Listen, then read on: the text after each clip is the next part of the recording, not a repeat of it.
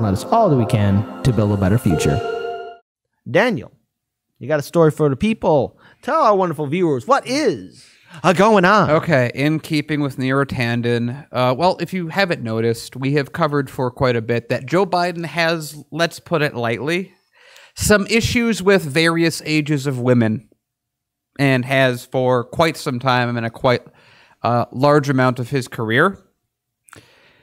And Joe Biden has decided that he's going to do something about that, and he's just putting out meat shields. That's his, meat shield, got to do this. So what is the latest meat shield that we're talking about? Well, Joe Biden has announced an all-female media team at his White House. Ooh, look at that equality. That's like going from one extreme of like, just put men in there, women can't do anything, to, oh, wow, it's just women. Look at how... Here's the truth. This is going to be used at some point in time as a shield against Biden's actions. Biden, as we know, has a lot of very, very bad interactions with girls and women of many ages in many instances, both on camera, well, we know how that worked out in the Senate when, yeah. This is what he's going to be doing. This is how he's going to be defending himself. So let's go into the article. President-elect Joe Biden will have an all-female senior communications team at his White House, led by campaign communications director Kate Bedingfield. I mean, just by the amount of I just get annoyed because I'll wait for let me finish this article first. All right. Bedingfield will serve as Biden's White House communications director, and Jen Psaki, a longtime Democratic spokeswoman, will be his press secretary. Another thing, personally, I just feel like very unsafe for all these women as secretaries for Biden. Oh. Biden, whose office said he would receive his first presidential intelligence briefing on Monday, also plans to name a woman as of the Office of Management and Budget. Neera Tanden, the president and chief executive of the Center for American Progress, a liberal think tank, will be given the job of overseeing the implementation of Biden's policies, which we just covered, according to a person familiar with the transition process. So this is very much like a version of gaslighting, but sort of on the other direction. So when Hillary ran in 2016 internally, and this was really revealed after the election, the biggest fear that they were trying to combat was her connections with Russia. And so what did they do? What did Hillary Clinton do? She gaslit the entire thing right back onto Trump, which of course led to Trump being very unhappy with whole of Russiagate and a big waste of time and resources by the Americans and a increased distrust of the media and the Democratic Party. In this case, I'm sure that they're like, oh my God, we got so many holes we got to plug on this ship. And so this is one way that they do that.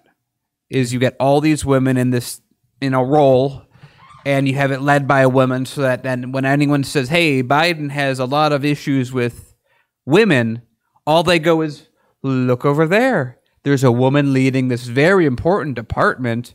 There's all these women in this department. Would a sexist do this sort of thing? I don't think so. Your question is invalid. I'm going to punch you in the chest. Daniel, I'm offended. This article is offensive, and I'm offended right now because you know something, pal? I'm going to politically correct you. Oh? Women have every right to break that glass ceiling and become war criminals and have blood on their hands. Women have every right to assist Wall Street executives and big bankers in scamming out the working class citizens so that they get evicted out of their homes. You know, women in power who are part of this neoliberal establishment system for Biden have every right to commit crimes just like their male counterparts. Yeah. How simply dare you, good sir? That's quite a quandary we're having here at Heartlands Media. It's a quandary, and I don't know what to do going forward. Is anyone not upset? I mean, honestly, those large, again, I keep saying their names. I'm not trying to start stuff, but it's just like those larger YouTube channels that were saying, we got to hold our noses. We got to stop Trump. We got to stop Trump because Trump's the big bad guy. Nothing has fundamentally changed. The only difference is some of Biden's picks, they don't have a penis. There we go. And here's the thing. I was talking with FaZe on this earlier, that we've gone from, this is the area where they don't want to be, which is like open to accountability with an actual meritocracy running things. So we've gone from hey, I'm gonna get my buddies who all went to like my frat with me, and they're gonna run all this stuff. And we've just flipped it to now. I'm just gonna pick the women. The women are going to be the communicators in my administration because it's a lot of people. It's not like you randomly pick out of a box. And again, if you're going to have an issue with it going one way, you have to, by definition, go in the other. Otherwise, it's not real equality. But again, my point isn't even on the people that are being picked. It's the reason that they're being picked. And this has to do with Biden. And this is a very, very clear rules for rulers infraction that he's working on. Because again, these people are being put in a position of power, which whether or not they're personally, individually the best picks, but I don't really care about that. It's not a discussion I'm really interested in. But I'm going to ask chat.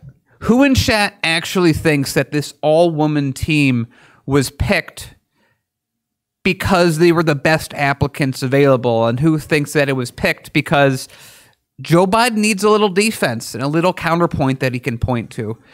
And again, I want to make sure we're clear that we're not really saying anything about the pick specifically individually, but we all know why this is happening.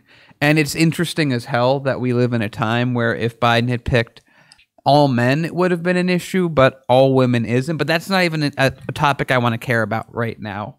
This is Biden covering his bases, and these women are shields. I want to end this with me basically saying I'm going to shoot myself in the foot right now because here's the thing. This is a prediction. Okay. Maybe you know what? There's a good chance I'm wrong. 95%. Dare I say it? 99.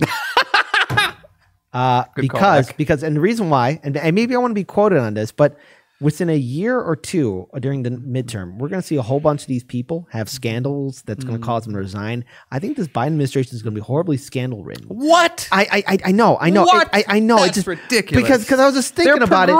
Because I'm thinking about it. It's just like, okay, you got all these shields up, but I mean, what is their real personal backgrounds? What are some of their? Because these people are not saints. They're people. We're all humans. We're all flawed. I'm just waiting for it because it's going to be. I'm going to be curious to see how the media reports on these individuals should they have some skeletons in their closet revealed.